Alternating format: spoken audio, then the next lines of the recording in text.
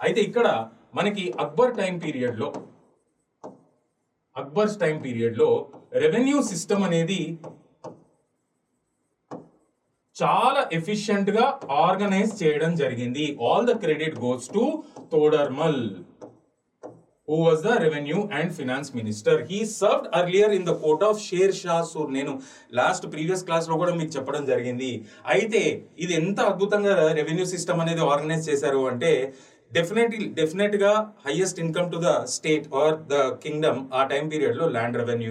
అది ఎవరు ఇచ్చేవాళ్ళు అంటే ఫార్మర్స్ కానీ పెజెంట్స్ కానీ ఇచ్చేవాళ్ళు. అండ్ సైంటిఫికల్ గా సర్వే చేసేవాళ్ళు అనమాట. అంటే క్రాప్ గ్యాప్ ఎంత, దీనిలో ఫెర్టిలిటీ ఎలా ఉంది, అండ్ దీనిలో బాగా అగ్రికల్చరల్ యాక్టివిటీ జరుగుతుందా లేదా ఒక సైంటిఫికల్ గా చేసి ఏదైతే బాగా ఫెర్టైల్ ల్యాండ్స్ ఉంటాయో పాస్ట్ 10 years యావరేజ్ తీసి యావరేజ్ ఆఫ్ పాస్ట్ 10 years ఇది తీసి దానిలో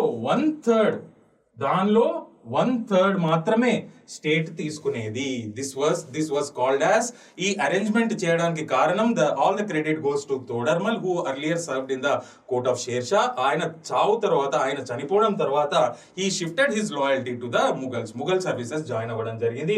all the credit goes to him. It was very scientific way of surveying the agricultural fields, and the average of past 10 years, average produce of past 10 years was taken into consideration.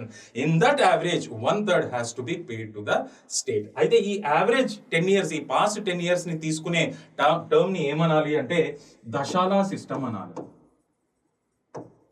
So they practice this దశాలా system. అంటే పిచ్చిగా ఇప్పుడు పంటలు బాగా వస్తున్నాయని చెప్పి పిచ్చిగా revenue collect చేయడానికి లేదు. యావరేజ్ 10 years తీసుకుంటారు అనమాట.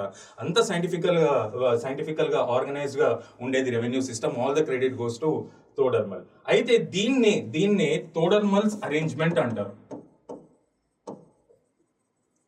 దాన్ని మనం హిందీలో చూసినట్టయితే arrangement is called as Bandobast.